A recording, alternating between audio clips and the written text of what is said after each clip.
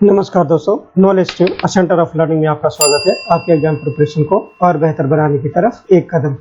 दोस्तों, आज के लेक्चर में वर्ल्ड हिस्ट्री का जो एक इंपॉर्टेंट लेक्चर है, इसमें हम फ्रेंच रेवोल्यूशन के बारे में जानेंगे।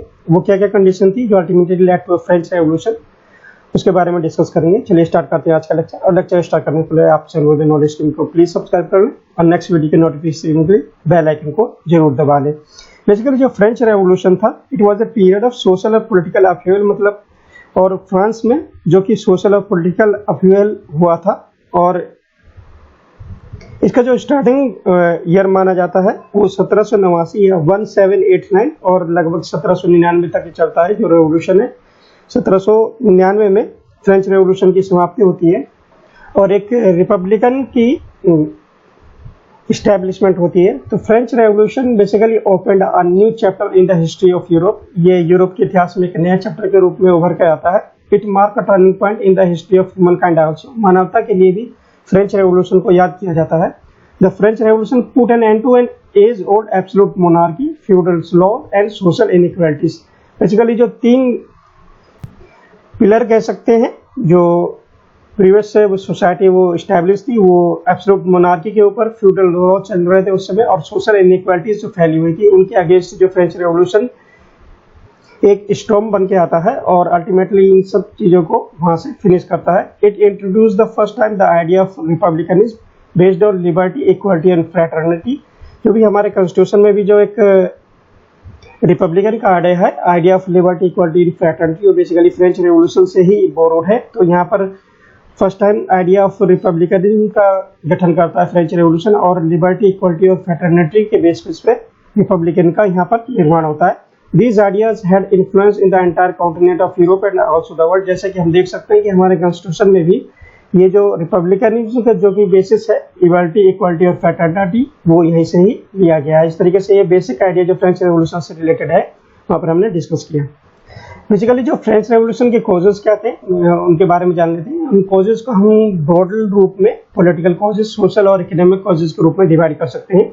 The causes of French Revolution includes the political, social and economic aspects that were prevalent in France before the outbreak of revolution। जो भी एक discrepancies थी political, social और economic field में, वो ultimately led to French Revolution। Political causes के रूप में हम यहाँ डिस्कस कर लेते हैं कि France was ruled by the Bourbon dynasty। जो उस समय जब फ्रेंच रेवोल्यूशन स्टार्ट हुआ, उस समय जो डायनेस्टी वहाँ पर, राजवंश वहाँ पर शासन किया करता था, वो बुर्बोन डायनेस्टी शासन किया करता था। Bourbon dynasty formally believed in divine right theory, माने दिव्यता के अधिकार जो थ्योरी है उस पर बेसिस हुआ करती थी Bourbon dynasty. As they were representative of god and they were answerable only to god. मतलब जो बर्बन डायनेस्टी थी वो बिलीव करती थी डिवाइन राइट थ्योरी पर, दिव्यता के अधिकार पर, और वो कहती थी कि दे वर रिप्रेजेंटेटिव ऑफ गॉड, मतलब वो जो भगवान है या ईश्वर है उनके रिप्रेजेंटेटिव हैं, मतलब ईश्वर के प्रतिनिधि के रूप में वो कार्य करते हैं। और देवर आंसरेबल ओनली टू गॉड, और इसलिए वो ईश्वर के प्रति ही जवाबदेही है उनकी, ना कि पब्लिक एट लार्ज के प्रति। तो इस तरीके से जो प्रिंसिपल था बर्बन डायनेस्टी का, वो डिवाइन राइट थ्योरी पे बेसिस पे वो वर्क किया करती थी।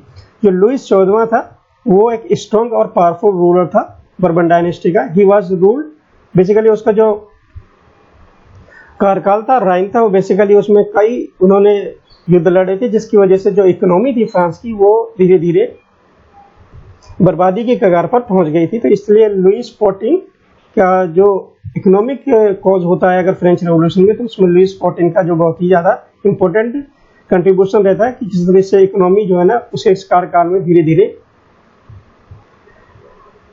डिस्ट्रक्शन की तरफ मूव करने लगी थी। His successor लुइस 15 और लुइस 16 वर वीक एडमिनिस्ट्रेशन। तो लुइस 14 के जो सक्सेसर थे, जो और अन्य राजा आए हुए थे, वो लुइस 15 थे और लुइस 16 थे, जो कि एक वीक एडमिनिस्ट्रेशन यानी कमजोर एक शासन के रूप में उनको जाना जाता है। लुइस 16वां was the most incompetent ruler. अगर लुइस 16वां की हम बात करते हैं तो वो सबसे ज्यादा इनकम्पिटेंट रूलर था। He was unable to manage his entire राइन।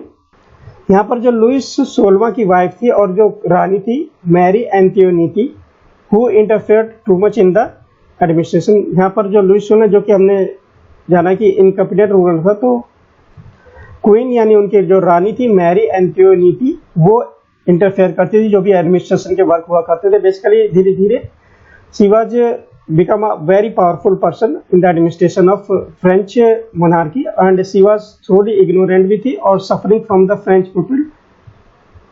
मतलब जो लोग फ्रांस के थे वो परेशानी को जो सामना कर रहे थे उस समय उनके जो परेशानी थी वो इग्नोरेंट थी उन परेशानी के प्रति। But she always favours the protected the interest of the French nobles. लेकिन जो फ्रेंच नोबल्स थे यानी फ्रेंच रईस थे या हायर पद पर तो जो भी एडमिनिस्ट्रेशन था उनका जो फेवर करते थे। Basically he was against the suffering of the French pupils, basically pupil at large, and she favors the interest of the French nobles. She did not allow the financial reforms to take place because it affect the interest of the nobles and clergy. उसने जो भी अपने administration के दौरान financial reforms की बात कही जाती थी तो उनको वो रिफॉर्म को इम्प्लीमेंट करने से रोकती थी, क्योंकि ये जो फाइनेंशियल रिफॉर्म्स थे वो अफेक्ट करते थे किसके इंटरेस्ट को, जो कि नोबल्स यानी जो रईस हुआ करते थे या हायर पद पर जो भी एडमिनिस्ट्रेशन थे उन पर, और क्लर्गी बेसिकली वहाँ पर जो पादरी हुआ करते थे जो हायर पोस्ट पर वहाँ पर विराजमान थे, चर्च के जो पादरी हुआ करते थे उनको क्लर्गी बोला जाता है। जैसे हमारे एंशिएंट पीरियड में राजा हुआ करता था, फिर सैनिक उसके जो सेनापति और अन्य एडमिनिस्ट्रेशन हुआ करते थे, साथ ही पुरोहित हुआ करते थे। सेम स्ट्रक्चर इस समय जो है ना फ्रेंच में ही वहाँ पर देखने को मिलता है। इस तरीके से जो क्लर्गी हायर लेवल पर जो चर्च के पादरी हुआ करते थे उनको क्लर्गी के रूप में जाना जाता था। सोशल कॉज के बारे में, the French society was based on inequality. जैसे कि हम जानते हैं कि इनइक्वालिटी वहाँ पर बहुत ही ज़्यादा इंक्रीज थी। The society consist of 3 major divisions, nobles, clergy and the common people. इस तरीके से सोसाइटी का हम डिवीजन 3 रूप में कर सकते हैं। एक तरफ से नोबल्स हो गया जो कि रईस हुआ करते थे और हायर पोस्ट पर जो एडमिनिस्ट्रेशन हुआ करते थे, क्लर्गी जो कि चर्च के पादरी हुआ करते थे जो हायर पोस्ट पर और directly under the patronage of king और क्वीन, और कॉमन पीपल जो कि पब्लिक एट लार्ज हुआ करते थे। Noble had no political powers but remained loyal to the king. Noble के पास कोई ऐसी पॉलिटिकल पावर नहीं थी लेकिन वो जो राजा हैं उनके प्रति बहुत ही ज़्यादा वफादार हुआ करते थे। They enjoyed many privilege and led a life of luxury. They were exempted from the taxation. तो बेसिकली अपनी जो लाइफ जिया करते थे उनकी लाइफ बहुत ही लग्जरी हुआ करती थी, शान शौकत से जिया करते थे और उनको टैक्स देने का भी बाध्य नहीं किया जाता था। मतलब they do not pay taxes. The higher clergy own 1/5 of the land. जो भी चर्च के पादरी हुआ करते थे जो हायर पोस्ट पर direct under patronage of the king और क्वीन, वो फ्रांस में लगभग 1/5 जो लैंड है उसके जो मालिक हुआ करते थे। लगभग 20% जो फ्रांस की लैंड की अगर हम बात करते हैं वो ओन क्या करते थे क्लर्गी। एंजॉय सेवरल प्रिविलेज और दे were exempted from the tax. और उनको भी टैक्स न देने के लिए एक सुविधा प्रदान की गई थी। मतलब जो नोबल्स हैं वो भी टैक्स नहीं दिया करते थे और जो क्लर्गी हैं वो भी टैक्स नहीं दिया करते थे।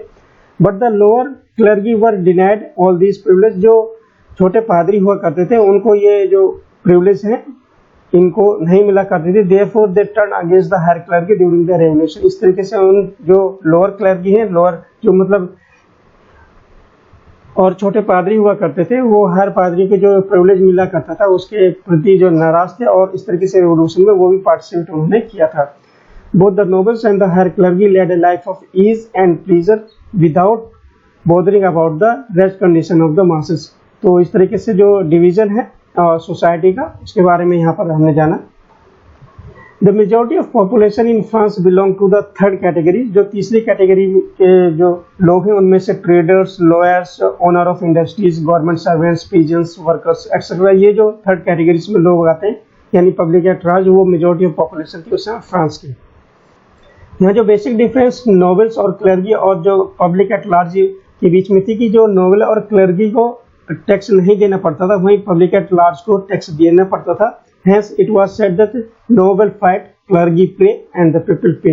इस तरीके से टैगलाइन जो है फ्रेंच सोसाइटी के प्रति बोली जाती है। और वहाँ पर जो थिंकर्स हुए थे उन्होंने इसके बारे में डिस्क्राइब किया कि नोबल्स फाइट यानी जो नोबल्स और सेना वर्ग के जो लोग हुआ करते थे, एडमिनिस्ट्रेशन वर्ग के लोग हुआ करते थे, वो फाइट किया करते थे, क्लर्गी पे किया करता। जैसे हमारे सोसाइटी में एंशिएंट काल में जो राजा का हायरार्की हुआ करती थी उसी तरीके से फ्रेंच में भी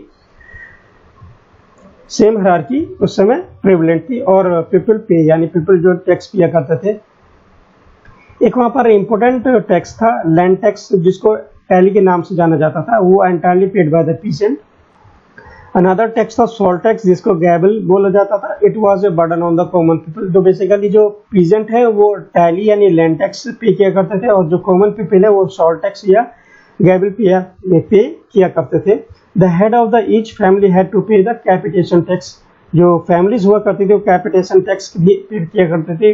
besides paying the taxes to the king they have to pay tithe. और जो भी एक चर्च के प्रति एक उपहार के रूप में एक टैक्स हुआ करते थे, उसको टैक्स कह सकते हैं, उसको टिथ के नाम से जाना जाता था। इस तरीके से ये 3 इंपोर्टेंट टैक्स उस समय जो प्रेवलेंट थे, एक टैली हो गया जो कि लैंड टैक्स था, गैबल जो कि सॉल टैक्स था, और टिथ जो कि एक उपहार के प्रति उपहार के रूप में चर्च को पे किया करते थे। और ये सारा बर्डन जो कॉमन पीपल है, पीजेंट हैं और फैमिली है, उनके ऊपर ही आता था, और जो क्लर्गी और नोबल्स हैं उनको ये टैक्स पे नहीं करना पड़ता था। इकोनॉमिक कॉस्ट के रूप में the financial condition of France was very critical during the reign of Louis 16 के टाइम पीरियड में फाइनेंशियल कंडीशन बहुत ही ज्यादा वीक हो गई थी। नेशनल डेब्ट had increase beyond the limit. जो नेशनल डेब्ट था यानी राष्ट्रीय कर्ज था, अगर उसकी बात करते हैं, वो एक लिमिट से ज्यादा बढ़ गया था। The national income was less than the national expenditure. मतलब जितनी आय होती थी उससे ज्यादा एक्सपेंडिचर यानी व्यय हो जाया करता था। Hence the king try to mobilise the national income by selling important office of the government. जैसे जैसे आजकल के हो रहा है कि जो हमारे पीएसयू है उनको सेल किया जाता है टू जनरेट इनकम गवर्नमेंट। इसी तरीके से वहाँ पर धीरे धीरे जो वहाँ की गवर्नमेंट है, यहाँ की जो है, वो धीरे धीरे जो गवर्नमेंट ऑफिस है उनको सेल करने की तरफ मूव करने लगा था। At last the king appointed financial experts Turgot to and Necker director general of finance. ऐसी कंडीशन जब फ्रांस में स्टार्ट होनी जो हो गई थी, तो किंग ने अल्टीमेटली 2 एक्सपर्ट को डायरेक्टर जनरल ऑफ फाइनेंस बनाया था, जिसमें एक एक्सपर्ट थे वो टर्गेट थे और दूसरे नेकर थे। इन दोनों का नाम फ्रेंच रेवोल्यूशन के इतिहास में बहुत ही ज़्यादा महत्वपूर्ण है, because they try to curtail the loyal expenditure. उन्होंने जो राजशाही खर्चे हुआ करते थे उनको कम करने का प्रयास किया गया था और improve the income of government. इस तरीके से उन्होंने गवर्नमेंट की इनकम बढ़ाई। लेकिन जो ये खर्चे हो रहे थे, और बेसिकली ये जो नोबल्स और क्लर्की के ऊपर खर्चे हुए उनको कम करने का ये प्रयास कर रहे थे। इस तरीके से 2 मेजर थे ये जो ये प्रयास कर रहे थे। Did not receive the support of the noble, और नोबल से उनको ये क्लर्की से उनको ये अपोज करने लगे थे। जो भी ये मेजर ले रहे थे, जो भी ये प्रयास कर रहे थे टर्गेट और नेकर, जो कि फाइनेंस को इम्प्रूव करने के लिए। इस तरीके से जो नोबल्स और क्लर्की हैं वो इनके अगेंस्ट में आया और उन्होंने एडवाइस दिया मैरी एंटोनिएटी जो क्वीन थी लुइस 16 की, जो इनको रिमूव करने के लिए, उनको हटाने के लिए। लेटर एक अनदर पर्सन आते हैं कैलोने, उनको अपॉइंट किया जाता है जो फाइनेंशियल क्राइसिस है उसको देखने के लिए, but he was not able to do anything.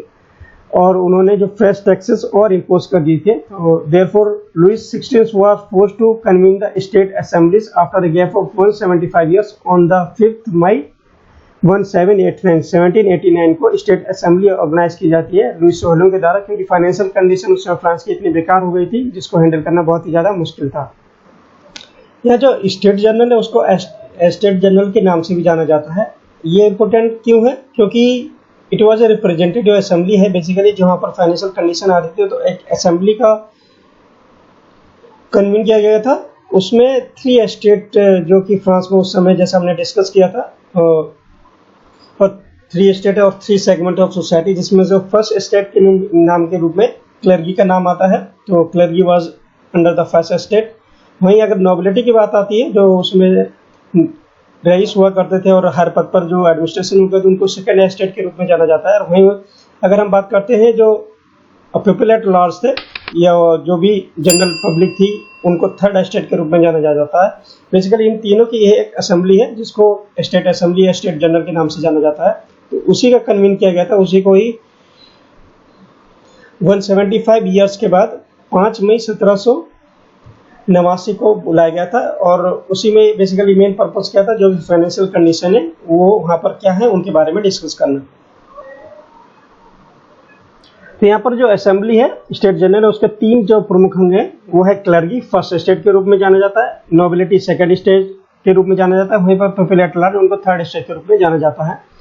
तो ये एक जो स्टेट जनरल है स्टेट असेंबली के 3 अंग थे। जैसे हमारे यहाँ एंशियंट टाइम में जो व्यवस्था थी वो यहीं पर वैसी ही व्यवस्था थी। जो फ्रेंच रिवॉल्यूशन में उसमें जो योगदान है फिलोसफर्स, जो फ्रेंच फिलोसफर हुए उनके बहुत ही महत्वपूर्ण योगदान है। तो यहाँ पर डिस्कस कर लेते हैं कि कौन कौन से ऐसे फ्रेंच फिलोसफर थे, फ्रेंच दार्शनिक जो उन्होंने बहुत महत्वपूर्ण निभाई। उनमें से जो मोस्ट प्रोमिनेंट और प्रमुख रूप से दार्शनिक थे जो मोंटेस्क, वोल्टेयर और रोसाऊ। तो इस तरीके से मोंटेस्क से जो एक बुक थी उनकी स्पिरिट ऑफ लॉ, उन्होंने उसमें एडवोकेट किया था कॉन्स्टिट्यूशनल रिफॉर्मेंट जो फॉर्म है उसके गवर्नमेंट है उसके प्रति, मतलब उनका ये कहना था कि जो गवर्नमेंट है वो कॉन्स्टिट्यूशनल बेसिस पर होनी चाहिए थी। ये मोंटेस्को की बुक है स्पिरिट ऑफ लॉस, उसमें एडवोकेट किया गया था। He introduced the idea of separation of power into executive, legislature और judiciary to ensure the effective functioning of the democracy. ये हमारी कॉन्स्टिट्यूशन है, उसका जो बेसिक एसेंस है, अगर उसकी बात करते हैं कि separation of power between executive, legislature और जुडिशरी, तो ये बेसिकली जो पॉइंट है ये जो डिस्कस किया था ये मोंटेस्क ने किया था। उनकी जो बुक है स्पिरिट ऑफ लॉ के अंतर्गत उन्होंने ये बात कही थी। तो इसका बहुत ही ज्यादा इफेक्ट पड़ता है फ्रेंच सोसाइटी के ऊपर। वहीं पर अगर वोल्टेयर की बात करते हैं, he launch a crusade against the superstition and attack the traditional belief. तो उन्होंने जो सुपरस्टिशन उस समय चल रहे थे, जैसे कि जो वहाँ का राजशाही परिवार था, डिवाइन राइट थ्योरी पर बेसिस था कि वो आंसरेबल हैं केवल गॉड के प्रति, ईश्वर के प्रति, इस तरीके से जो भी बातें चल रही थी, ट्रेडिशनल बिलीफ थी जो कि सोसाइटी के अगेंस्ट थी, उसके प्रति उन्होंने लोगों को जागरूक किया था। ही रोट मेनी ऐसे poems and dramas creating awareness among the masses. इस तरीके से मास जो पब्लिक है उनको अवेयर करने के लिए कई सारे ऐसे लिखे, पोएम लिखे और ड्रामास भी किए। उन्होंने उनको बेसिकली उनको प्रेरित किया कि ये जो सोसाइटी में चले आ रही सुपरस्टिशन है, ट्रेडिशनल बिलीफ है, इसके अगेंस्ट उनको आवाज उठानी चाहिए। He advocate the supremacy of the reason. Basically कारण होता है उसके लिए उन्होंने प्रेरित किया कि हर चीज का एक कारण होता है और कारण को जानने के लिए कोशिश करनी चाहिए। He stood for religious toleration, मतलब हर धर्म के प्रति एक रिस्पेक्ट होना चाहिए, उसके लिए उन्होंने लोगों को प्रेरित किया। He strongly condemn the corruptions in the churches. जो भी चर्च या रिलीजियस प्लेस थे उस समय फ्रेंच में, उनके जो करप्शन हुआ करते थे, क्योंकि कुछ हमने डिस्कस किया था, एक टैक्स है जिसे टिथ के नाम से जाना जाता है, वो चर्च को पे किया जाता था पब्लिक एट लार्ज द्वारा, तो उस तरीके से वहां पर भी करप्शन के कंडीशन थी। रोसाओ के बारे में जान लेते हैं कि Rousseau was the author of the famous book social contract which was considered the Bible of French revolution. तो फ्रेंच रेवोल्यूशन के बाइबल के रूप में अगर किसी बुक का नाम आता है, सोशल कॉन्ट्रैक्ट के रूप में जाना जाता है उस बुक को, और वो उसके जो ऑथर थे वो रोसाओ थे। He said that the real sovereignty rests with the people। अगर हम बात करते हैं कि सोवरेंटी यानी संप्रभुता की बात करते हैं, जो कि हमारे कॉन्स्टिट्यूशन में भी जैसे हम प्रियम्बल को पढ़ते हैं, we the people of India, then उसके पश्चात सोवरेंटी, यूनिटी और इंटीग्रिटी की बात करते हैं। तो संप्रभुता बेसिकली लोगों के साथ ही जुड़ी होती है। हिज फेमस स्टेटमेंट क्या था? Man is born free and is everywhere in chain. जो भी एक चैन है उसमें मैन एक आजाद जीव के रूप में पैदा होता है और वो हमेशा फ्री रहना चाहिए। Kindle the revolutionary spirits among the masses. और ये स्टेटमेंट जो अमंग द मासेस है उनके प्रति जो है ना एक चिंगारी की तरह काम करता है और रिवोल्यूशन की तरफ उनको मूव करता है। The revolutionary ideas of this philosophers spread through the France and created awareness among the masses. जो भी ये रिवोल्यूशनरी आइडिया है, चाहे हम मोंटेस्क की बात करें, चाहे वोल्टेयर की बात करें, चाहे रोसाओ की बात करते हैं, ये फ्रांस में एक अवेयरनेस क्रिएट करता है। French intellectuals gives the motto liberty, equality and fraternity which become the watchwords of the revolution of 1789। जो उन्होंने फ्रेंच इंटेलेक्चुअल या रिवोल्यूशन में उन्होंने लिबर्टी, इक्वलिटी, फ्रेटर्निटी का जो एक आइडिया दिया, वो अल्टीमेटली एक बेसिस बना जो फ्रेंच रिवोल्यूशन का, जो 1789 से स्टार्ट हुआ।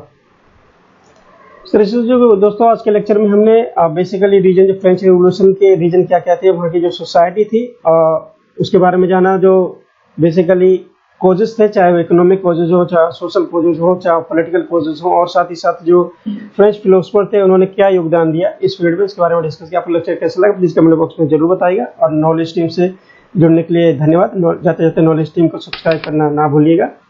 धन्यवाद।